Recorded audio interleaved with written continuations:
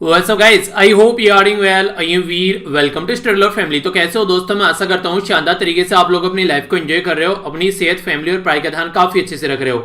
देखिए, मैंने आप लोगों से ये बोला था कि जो क्विज है वो स्टार्टिंग में रख लेते हैं और वीडियो के एंड में मैं इसके आंसर बताया करूंगा। तो कई सारे बच्चों ने बोला कि हाँ सही है, पर लेकिन कुछ बच्चे ये भी बोल रहे हैं नहीं सर, पहले वाला ही पैटर्न अच्छा था। देखिए, इसके पीछे रीजन क्या है मैं आप लोगों को ये बता देता हूं पहले, फिर आप लोग भी समझ जाएंगे कि इसको पहले रखने का मतलब क्या है। जैसे मैं आप लोगों को बोलता हूं एनसीईआरटी पढ़ना स्टार्ट करो, और मैंने एक वीडियो बनाई थी कि एनसीईआरटी कैसे पढ़ें, तो उसमें मैंने स्टार्टिंग में आप लोगों को ये बताया था कि सबसे पहले आप लोग चैप्टर स्टार्ट करने से पहले उसके पीछे के क्वेश्चन पढ़िए, क्योंकि जब आप लोग क्वेश्चन पढ़ लेंगे एक बार, तो फिर जैसे ही आप लोग जिसको चैप्टर को पढ़ना स्टार्ट करेंगे तो आप लोगों के माइंड में एक फ्रेमवर्क रहेगा कि हाँ चैप्टर के अंदर इंपॉर्टेंट पोर्शन कौन सा है, और उसके ऊपर आप लोग फोकस देकर चल पाएंगे, पहली बात। और दूसरी बात यहां पर यह कि आप लोग उसको लंबे समय तक याद भी रख पाएंगे, क्योंकि स्टार्टिंग में एक बार आप लोग उसको पढ़ लेंगे क्विज को, और फिर वीडियो में अंदर न्यूज डिस्कस करूंगा और वीडियो के एंड में फिर आंसर बताऊंगा, तो इससे वो भी फायदा होगा। ठीक है, तो इससे पूरा जो लेक्चर है वो प्रोडक्टिव रहेगा और स्टार्टिंग से लास्ट तक आप लोग लेक्चर को भी अच्छे से देख पाएंगे, क्योंकि आप लोग का इंटरेस्ट जनरेट रहेगा कि हाँ यार इस क्वेश्चन का आंसर क्या होगा। तो इस तरीके से आप लोग के अंदर क्यूरियोसिटी भी जनरेट होगी।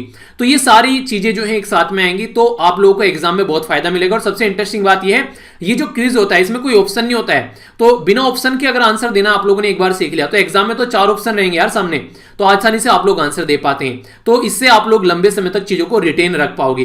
तो ये बेसिक पर्पज है यहां पर इस पर्टिकुलर प्रोसीजर को फॉलो करने का। ठीक है, तो ये प्रोसीजर फॉलो करते हैं और इससे एक लेक्चर भी आप लोग का इंडिपेंडेंट बन जाएगा कंप्लीटली। आज का लेक्चर आज ही बेसिकली निपट जाएगा, तो वो भी यहां पर रहेगा। तो इस तरीके से आप लोग इनको लंबे समय तक याद भी रख पाएंगे। अपना थोड़ा सा बस आप लोगों को फोकस देकर वही चलना है, थोड़ा सा अपनी साइड से आप लोग रिवीजन जरूर करिए। ठीक है, आइए क्वेश्चन देखते हैं। और फिर भी आप लोग को कुछ डाउट लगता है कि सर पहले वाला पैटर्न इसलिए अच्छा था, अगर आप लोगों को ये लग रहा है तो कोई सजेशन आप लोग फिर भी देना चाहते हैं तो कमेंट बॉक्स में जरूर बताना। ठीक है, बात की जा रही है यहां पर माइक्रोवेव वेपन के बारे में। माइक्रोवेव वेपन, जैसे कि आप लोगों ने बहुत सारे हथियारों के नाम सुने होंगे, उन्हीं में से एक हथियार जो अभी रिसेंटली न्यूज में है, यह है माइक्रोवेव वेपन। इसमें कौन सी फ्रीक्वेंसी की रेडिएशन यूज की जाती है ये आप लोगों को बताना है। ये वेपन क्या करता है, ये वेपन बेसिकली ऐसा होता है जैसे ह्यूमन बॉडी के अंदर वाटर कंटेंट होते हैं, तो अगर इसका रेडिएशन हमारी बॉडी पर पड़ता है तो बॉडी के अंदर जो वाटर कंटेंट होता है उसको हीट करने का काम करता है। इसी के साथ में जो स्किन है उसमें पेन होने लगता है, डिस्कंफर्ट होने लगता है, तो पर्टिकुलर पर्सन को उस जगह से भगाने के लिए ऐसे काम किए जाते हैं। ये माना गया अभी कि जो चाइना है उसके द्वारा हमारी कंट्री के ऊपर माइक्रोवेव वेपन यूज किया गया। हमारी कंट्री के जो लोग हैं, खासकर जो एलएसी के पास में जो हमारे सिपाही हैं, हमारे जो सोल्जर हैं, उनको वहां से हटाने के लिए। तो इस वेपन का नाम आप लोगों को बताना है। यूनाइटेड स्टेट ऑफ अमेरिका के द्वारा एक वेपन ऐसा डेवलप किया जा चुका है, उसका नाम क्या है, उसका नाम आप लोग बताइए। Union minister for food processing and industry के द्वारा इनोग्रेट किया गया अभी यहां पर प्रधानमंत्री फॉर्मेलाइजेशन ऑफ, ये यहां पर फुल फॉर्म क्या है इसके आप लोगों को बताना है, जिसको एफएमई इसकी फुल फॉर्म आप लोगों को बतानी है। तो ये यहां पर एक स्कीम है जो कि किसके अंदर लॉन्च की गई है, हमारी कंट्री में फूड प्रोसेसिंग मिनिस्ट्री के द्वारा। तो ये दोनों इंपॉर्टेंट न्यूज आप लोग की हो जाती है। और कई बार जैसे स्टेटमेंट के क्वेश्चन आते हैं ना, तो आप लोगों को स्टेटमेंट दे देंगे और उसके बाद में बोलेंगे कौन सी स्टेटमेंट करेक्ट, तो वहां पर भी ऐसी स्टेटमेंट बड़ी जल्दी पूछी जाती है। बात की जा रही है यहां पर परम सिद्धि।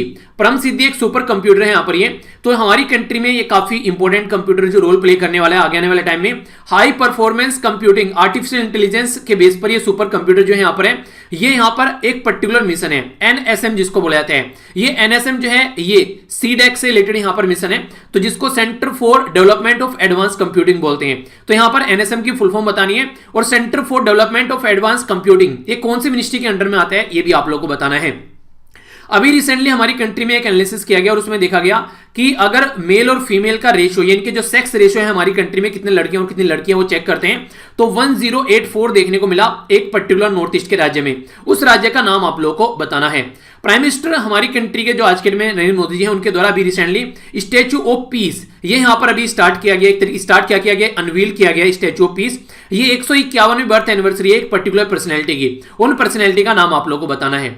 तो ये क्वेश्चन थे आप लोगों के सामने। अब आइए डिस्कशन स्टार्ट करते हैं और वीडियो के एंड में इनका आंसर भी बताऊंगा मैं, तब तक आप लोग भी इनको अटेम्प्ट कीजिए कितने क्वेश्चन के आंसर आप लोग को आते हैं। ठीक है, तो सबसे पहले आप लोगों के सामने है एक इंपॉर्टेंट डे जिसको बोलते हैं वर्ल्ड चिल्ड्रंस डे, यानी कि वर्ल्ड लेवल पर जो बच्चे हैं उनको बेसिकली उनको अवेयरनेस दिलाने के लिए, उनके बारे में अवेयरनेस फैलाने के लिए ये डे सेलिब्रेट किया जाता है 20 नवंबर को। प्रमोट करने के लिए इंटरनेशनल लेवल पर टुगेदरनेस, अवेयरनेस फैलाने के लिए बच्चों को वर्ल्ड वाइड तरीके से, और एक तरीके से उनके वेलफेयर के लिए। बच्चों को अगर स्टार्टिंग में अच्छी एजुकेशन हम लोग प्रोवाइड करा दें तो इसके अलावा कोई चीज प्रोवाइड कराने की अच्छी जरूरत नहीं है, वो सारी चीज अपने आप ले लेंगे। अगर वो अच्छी एजुकेशन पा जाते हैं, लाइफ में सक्सेस हो जाएंगे, अपने आप अपनी लाइफ की जो सारी पूर्ति है वो कर पाएंगे। तो इसलिए ये काफी इंपॉर्टेंट है, जिसके बारे में आप लोग आइडिया रखेगा। और कई बार यहां पर जैसे कि आसपास भी बच्चे आप लोग को दिखते हैं, उनको भी अगर आप लोग थोड़ा पढ़ा सकते हैं तो वो काम आप लोग जरूर कीजिएगा, ठीक है। आइए अब न्यूज देखते हैं एक एक कर। काफी इंपॉर्टेंट न्यूज है, थोड़ा सा डिटेल में मैं यहां पर डिस्कस करने वाला हूं। अभी रिसेंटली एक फेक न्यूज निकल कर आई, जो हमारी कंट्री की इंडियन आर्मी के द्वारा उसको रिजेक्ट कर दिया गया। ये फेक न्यूज ये थी कि चाइना के द्वारा हमारी कंट्री के जो सोल्जर थे, जो यहां पर एलएसी के पास में, यानी कि लाइन ऑफ एक्चुअल कंट्रोल के पास में, उनको पीछे भगाने के लिए वहां से ईस्टर्न लद्दाख वाले रीजन में माइक्रोवेव वेपन यूज किए गए। तो इसकी वजह से यहां पर माइक्रोवेव वेपन जो थे वो न्यूज में थे। तो इसके बारे में आप लोगों को यहां पर डिटेल में मैं आप लोगों को बताता हूं आखिर क्या है, कैसे कैसे चीजें हैं। तो सबसे पहले आप लोग यहां पर माइक्रोवेव वेपन के बारे में बात करते हैं। माइक्रोवेव वेपन जो है यहां पर ये हाई फ्रीक्वेंसी बीम यूज की जाती है, जो कि किसकी रहती है, ये रहती है इलेक्ट्रोमैग्नेटिक रेडिएशन, यानी कि जो ईएम यानी कि इलेक्ट्रोमैग्नेटिक रेडिएशन यहां पर यूज किया जाता है, जो कि हीट करता है water in the human body, इसी के साथ में स्किन और पेन करता है, डिस्कंफर्ट क्रिएट कर देता है। तो ये कई सारी कंट्री आज के डेट में ये वेपन डेवलप कर चुकी हैं, जिसमें ह्यूमन और इलेक्ट्रॉनिक सिस्टम जो है वो एक तरीके से टारगेट किए जाते हैं। कंसर्न यहां तक भी पाया जाता है इस पर्टिकुलर जो वेपन का कि ये कार्सोजेनिक यानी कि कैंसर पैदा करने वाला पदार्थ यहां पर इसमें पाया जाता है, एक तरीके से कैंसर पैदा करने वाला जो फंडा आप लोगों को यहां पर देखने को मिलता है। तो इससे क्या होगा, जो हाई फ्रीक्वेंसी जो बीम है यहां पर, ये बेसिकली रेडियो जो बीम है वो छोड़ी जाएगी पर्टिकुलर पर्सन के ऊपर, और उसकी बॉडी में प्रॉब्लम होनी स्टार्ट हो जाएगी। जैसे आप लोग यहां पर देखते हैं, अगर इसको यूज किया जाए सोल्जर्स के ऊपर तो उनको वहां से भागना पड़ जाएगा, ऐसी कंडीशन आप लोग देखते हैं। जबकि वहां पर कोई गर्मी नहीं है, बर्फ पड़ा हुआ है, पर फिर भी उनको गर्म फील होने लगेगी, उनकी बॉडी में हीचिंग होने लगेगी बॉडी में, और कई सारी प्रॉब्लम देखने को मिलती है। आखिर हमने ऐसा क्यों बोला, क्योंकि चाइना जो है फर्स्ट टाइम डिस्प्ले कर चुका है ऑलरेडी यहां पर 2014 में माइक्रोवेव वेपन, जिसका नाम रखा गया पोली WB1।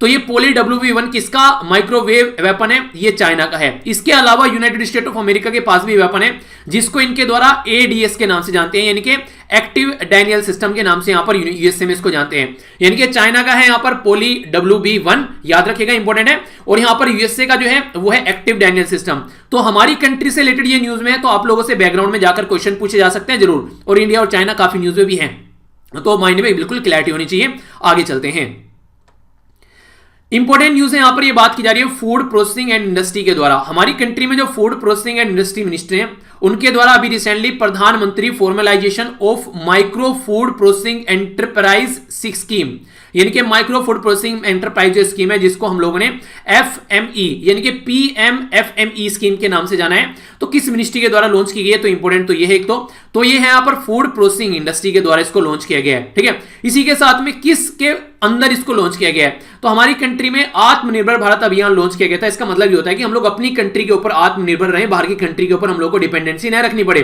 तो आत्मनिर्भर भारत अभियान के तहत इसको लॉन्च किया गया, और जो PMFME यानी कि प्रधानमंत्री formalisation of micro food processing enterprise scheme जो है, ये सेंट्रली स्पॉन्सर्ड स्कीम है। सेंट्रली स्पॉन्सर्ड स्कीम वो होती है जिसमें राज्य गवर्नमेंट और सेंट्रल गवर्नमेंट जो होती है वो मिलकर काम करती है। मान लीजिए सेंट्रल गवर्नमेंट बोले कि मैं 50% दूंगा और 50% तुमको देना है, ठीक है, तो इस तरीके से स्कीम हो जाएगी। तो दोनों मिलकर काम करती है, सेंट्रल और स्टेट गवर्नमेंट शेयर रहता है कितना कितना खर्चा उनको करना है।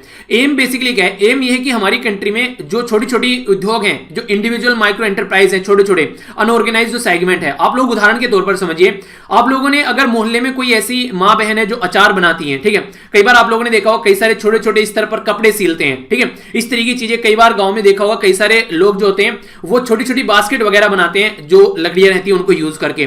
तो कई सारे ऐसी चीजें नॉर्मली बनाई जाती हैं। आंवले का मुरब्बा, अभी एक फ्रेंड था मेरा काफी, जब मैं अपना जो ग्रेजुएशन कर रहा था उस टाइम पर, तो उनके आसपास वाले एरिया में आंवला बड़ा फेमस है, तो वहां पर आंवले का मुरब्बा बनाया जाता था, ठीक है। तो मुझे बोल रहा था चल यार आंवले का बिजनेस करते हैं, मुरब्बा बनाकर बेचा करेंगे। तो मैंने कहा ठीक है स्टार्ट करो फिर देखते हैं। तो कंडीशन क्या है, कंडीशन यहां पर आप लोग समझ सकते हैं कि ये सारी चीजें ऐसी हैं कि इंसान आसानी से अगर लोकल एरिया पर कोई काम करता है तो उसको अच्छे से आप लोग एक अच्छे लेवल पर ले जा सकते हैं, तो उसको प्रमोट करने का यहां पर बेसिकली काम किया जाएगा। तो फार्मर जो प्रोड्यूसर ऑर्गेनाइजेशन है, इसी के साथ में सेल्फ हेल्प ग्रुप है, इसी के साथ में प्रोड्यूसर कोऑपरेटिव्स हैं, तो ये सारे जो बेसिकली यहां पर काम करेंगे ताकि एक चेन स्ट्रक्चर क्रिएट की जा सके और सामान को वहां से एक अच्छे लेवल पर कंट्री में पूरी में डिलीवर भी किया जा सके। मान लीजिए मैं कोई सामान बनाने स्टार्ट कर दिया, मान लीजिए मैंने आंवले का मुरब्बा बनाने स्टार्ट कर दिया अपने घर पे, ठीक है, अब वो आप लोगों तक कैसे पहुंचेगा, तो उसके लिए कोई सिस्टम होना चाहिए, तो वो काफी इंपॉर्टेंट है यहां पर। तो उसी के बारे में मैं यहां पर आप लोगों से बात कर रहा हूं। तो इस तरीके की चीजें अगर होती हैं तो फिर वो काफी अच्छा है, ठीक है। तो यहां पर ये पर्टिकुलर एक बात इसके बारे में आप लोग याद रखिए, किस पर्टिकुलर मिशन के तहत है, तो ये आत्मनिर्भर भारत अभियान के तहत और सेंट्रली स्पॉन्सर्ड स्कीम है ministry of food processing and industry की। इसके मिनिस्टर कौन है, चलिए छोटा सा क्वेश्चन आप लोग भी जाकर सर्च कीजिएगा, एक होमवर्क हो गया आप लोग का। आगे बढ़ते हैं नेक्स्ट न्यूज की ओर। नेक्स्ट इंपॉर्टेंट जो न्यूज है यहां पर ये बात कर रहा है एक सुपर कंप्यूटर के बारे में। सुपर कंप्यूटर का मतलब एक तरीके से आप लोग ऐसे समझ सकते हैं कितनी से बड़ी कैलकुलेशन, कोई भी जो चीजें हैं वो आसानी से with in fraction of second वो यहां पर काम कर सकता है। तो ऐसे जो कंप्यूटर होते हैं वो बड़ी बड़ी कैलकुलेशंस, बड़े बड़े सिस्टम को सोल्व करने के लिए यूज किए जाते हैं। हमारी कंट्री का जो सुपर कंप्यूटर जिसके बारे में बात करें उसका नाम है परम सिद्धि, PARMSIDDHI। तो परम सिद्धि अगर आप लोगों से पूछे क्या है, तो हमारी कंट्री का एक सुपर कंप्यूटर है, ठीक है। ईपीएफओ में ऐसे क्वेश्चन पूछ ले जाएंगे आप लोगों से कंप्यूटर वाले सेक्शन में परम सिद्धि ये सब चीजों के बारे में, ठीक है। तो ये टेक्नोलॉजी से रिलेटेड भी क्वेश्चन हो गए यहां पर। हमारी कंट्री की जो रैंक है परम सिद्धि की, वो ऑल ओवर वर्ल्ड में टॉप मोस्ट पावरफुल जो कंप्यूटर सिस्टम है उसमें से 63 यानी कि 63 रैंक है हमारी कंट्री का जो परम कंप्यूटर है, यानी कि परम सिद्धि कंप्यूटर है। परम सिद्धि एक high performance computing artificial intelligence यानी कि HPCAI सुपर कंप्यूटर है, जो कि हमारी कंट्री में किसके तहत, ये नेशनल सुपर कंप्यूटिंग मिशन के तहत इसको एस्टेब्लिश किया गया, जो कि सीडेक यानी कि centre for development of advance computing हमारी कंट्री में एक ये पर्टिकुलर ऑर्गेनाइजेशन है जो कि ministry of electronics and information and technology के अंडर में आती है। तो यहां पर जो परम कंप्यूटर है ये हमारी कंट्री का, इसकी जो रैंक रही है वो 63 रैंक रही है यहां पर टॉप 500 रैंक में अगर आप लोग बात करते हैं, तो इसकी वजह से ये रिसेंटली अभी न्यूज में है, ठीक है। तो ministry of electronics and information technology के अंडर में ये सारी चीजें आती हैं। तो ये इंपॉर्टेंट है, जो डायरेक्ट क्वेश्चन कई बार आप लोगों से बन जाते हैं, तो ये छोटे छोटे पॉइंट निकल कर आते हैं आप लोगों से। अगर ध्यान से आप लोग इन चीजों को याद रखेगा तो कभी एग्जाम में आप लोग क्वेश्चन गलत हो नहीं सकता। और मैंने आप लोगों को बता भी रखा है, 2 वीडियो अगर फॉलो कर लेंगे करंट अफेयर की, तो आप लोगों का करंट अफेयर का क्वेश्चन जो इंपॉर्टेंट है वो एक भी नहीं छूटेगा, ठीक है। तो ये जरूर आप लोग याद रखिए। आगे बात करते हैं, छोटी सी न्यूज है, पर्सन स्पेसिफिक न्यूज में कई बार पूछ ली जाती है। गोवा जो हमारी कंट्री में काफी छोटा राज्य है, अगर मैप में भी आप लोग इसको एक बार देखना चाहते हैं तो यहां पर देखते हैं। गोवा ये हो गया हमारी कंट्री में जो वेस्टर्न कोस्ट पर राज्य है, ऊपर महाराष्ट्र हो गया और नीचे हो गया कर्नाटका, तो 2 राज्य इसको टच करते हैं। तो गोवा राज्य की जो पहली female governor, first female governor थी, जिनका नाम था यहां पर मृदुला सिन्हा। तो मृदुला सिन्हा जो थी यहां पर अब हमारे बीच में नहीं रही है, तो 77 की एज में इनकी डेथ हुई है अभी रिसेंटली।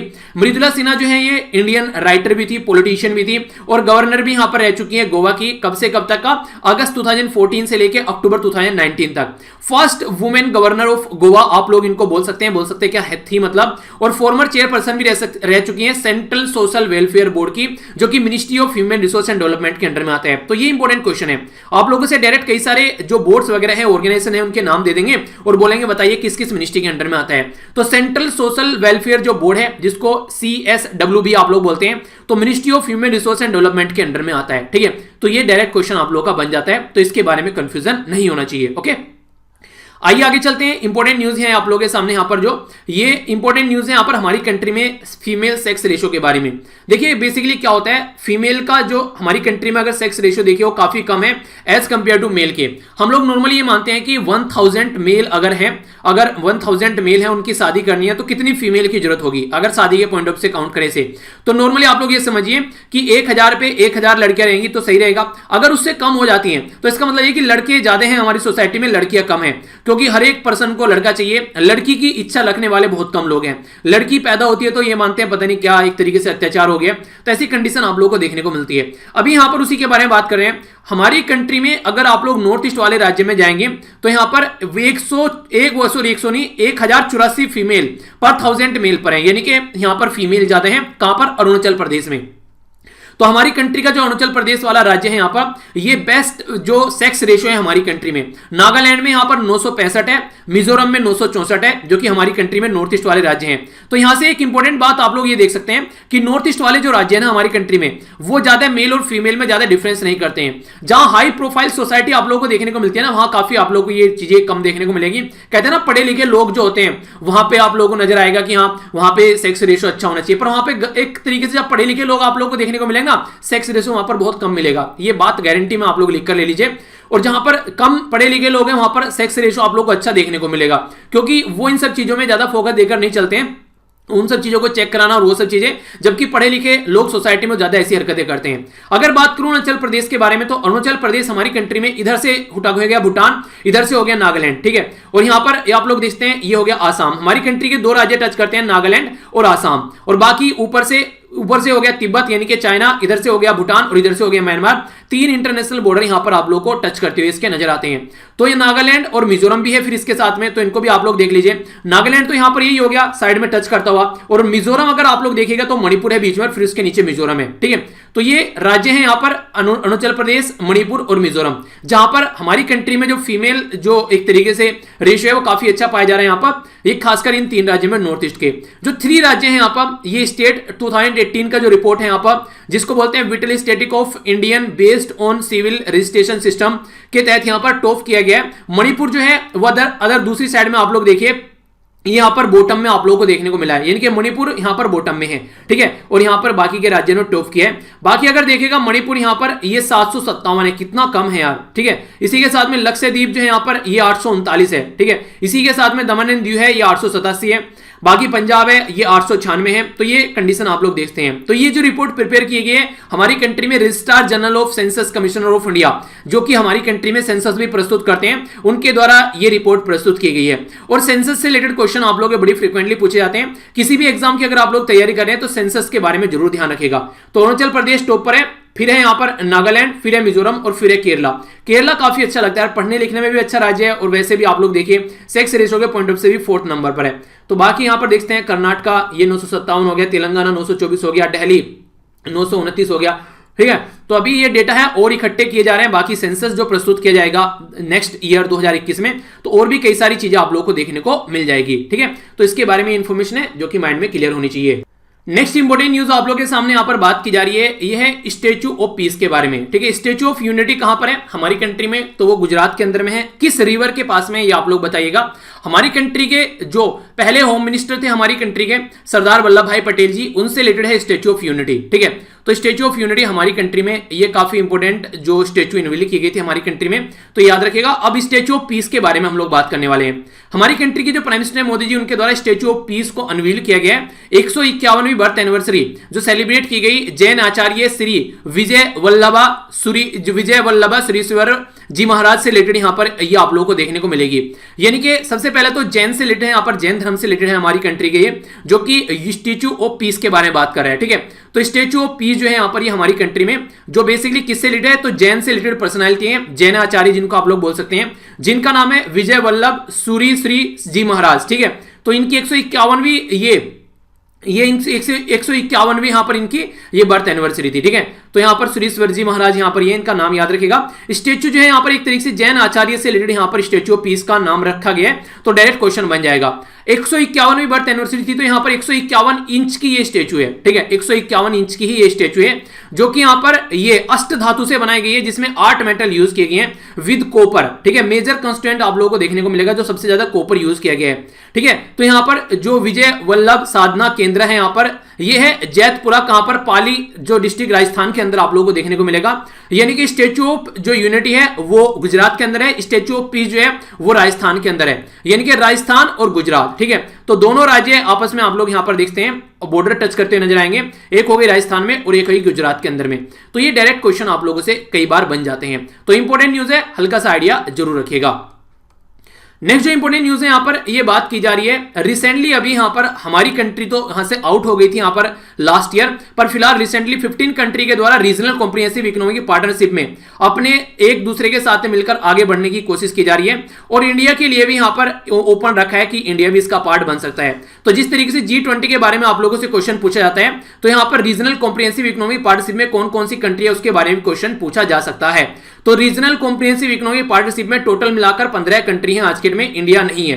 तो Australia, Brunei, Cambodia, China, Indonesia, Japan, Korea, Laos, Malaysia, Myanmar, New Zealand, Philippine, Singapore, Thailand और वियतनाम, यानी कि 10 तो हो गई आसियान कंट्री और 5 हो गई। 5 में कौन कौन सी है? चाइना है, इसी के साथ में यहां पर जापान है, साउथ कोरिया है, ऑस्ट्रेलिया और न्यूजीलैंड है, बाकी 10 हो गई आसियान कंट्री। तो यहां पर ये लार्जेस्ट रीजनल ट्रेडिंग ग्रुप यहां पर बन गया है, रीजनल कॉम्प्रिहेंसिव इकोनॉमिक पार्टनरशिप, जिसमें 16 कंट्री थी पर इंडिया बाहर निकल गया। तो आज की डेट में यहां पर ये फ्री ट्रेड एग्रीमेंट के अंदर जाने वाले हैं। तो ये रिसेंटली अभी न्यूज में था, इसके बारे में कोई कंफ्यूजन नहीं होना चाहिए, ठीक है।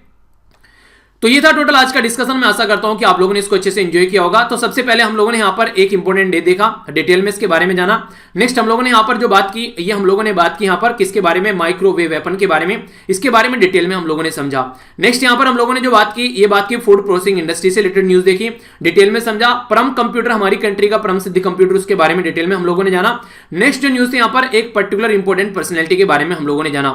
इसी के साथ में हम लोगों ने फिर यहां पर सेक्स रेशियो के बारे में समझा, नॉर्थ ईस्ट राज्य में क्या क्या सेक्स रेशियो देखने को मिल रहा है। नेक्स्ट जो न्यूज है यहां पर हम लोगों ने यहां पर स्टैच्यू ऑफ पीस के बारे में जाना। और नेक्स्ट जो न्यूज है यहां पर हम लोगों ने देखी, ये थी किसके बारे में? ये थी रीजनल कॉम्प्रिहेंसिव इकोनॉमिक पार्टनरशिप के बारे में, ठीक है। तो ये टोटल आज का डिस्कशन रहा। आइए अब आप आंसर देख लीजिए, यहां पर कितने आंसर सही होते हैं वो कमेंट बॉक्स में जरूर बताया कीजिए। माइक्रोवेव वेपन जो कि यूज करता है वो है इलेक्ट्रोमैग्नेटिक रेडिएशन। दूसरा यहां पर यूनाइटेड स्टेट ऑफ अमेरिका के बारे में अगर बात करते हैं तो उसका एक्टिव डायनियल सिस्टम के नाम से यहां पर माइक्रोवेव सिस्टम है यहां पर ये।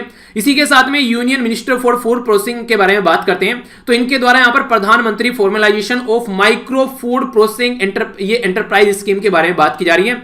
आत्मनिर्भर भारत अभियान के बारे में बात की गई यहां पर, जो कि इसके अंडर ये स्कीम काम करती है। परम सिद्धि कंप्यूटर यहां पर नेशनल सुपर कंप्यूटिंग मिशन के तहत यहां पर देखने को मिल रहे हैं। Ministry of electronics and information technology के अंडर में यहां पर बेसिकली ये सिस्टम आता है। अरुणाचल प्रदेश हमारी कंट्री में टॉप राज्य है जहां पर सेक्स रेशो सबसे ज्यादा है, ठीक है। नेक्स्ट हम लोगों ने बात की यहां पर जैन आचार्य श्री विजय वल्लभा श्रीश्वर जी महाराज की 151वीं बर्थ एनिवर्सरी पे यहां पर हम लोगों ने स्टैच्यू ऑफ पीस को लॉन्च किया, ठीक है, अनवील किया। बेसिकली लॉन्च किया, मिसाइल थोड़ी ना है अनवील किया, ठीक है। लॉन्च करना होता है, धरती से छोड़ना चीजों को, ठीक है। तो ये था टोटल आज का डिस्कशन। मैं आशा करता हूं कि आप लोगों ने इसको अच्छे से एंजॉय किया होगा। अगर फिर भी कोई डाउट रहता है, मुझे लगता है कि ये प्रोसीजर अच्छा है, अगर फिर भी आप लोगों को लगता है ये प्रोसीजर अच्छा नहीं है तो आप लोग बताइएगा जरूर। बाकी मेरे साथ में कनेक्ट रह सकते हैं टेलीग्राम पर, सारी जो पीडीएफ है एक जगह इकट्ठी आप लोगों को मिल जाएगी। ट्विटर पर भी कनेक्ट रह सकते हैं, इंस्टाग्राम पर भी और फेसबुक पर भी, जहां भी सोशल मीडिया है यहां पर जाकर सर्च कर लीजिएगा तो मेरी प्रोफाइल मिल जाएगी, तो वहां पर आप कनेक्ट रह सकते हैं। कई सारी चीजें शेयर की जाती है और सारे लिंक वीडियो के नीचे मिल जाएंगे, या फिर वीर तालियान के नाम से सर्च कर लीजिए, कहीं पर भी आप लोगों को आसानी से मिल जाएगा, ठीक है। बाकी टेलीग्राम जरूर ज्वाइन कर लीजिए, पीडीएफ सारी एक जगह इकट्ठे मिल जाती है और पॉलिटी के सारे लेक्चर की पीडीएफ भी यहां पर अवेलेबल है। तो मिलता हूं नेक्स्ट लेक्चर में। बड़ों को नमस्ते, छोटों को प्यार, छोटी सी लाइफ एंजॉय करो यार। तब तक के लिए जय हिंद।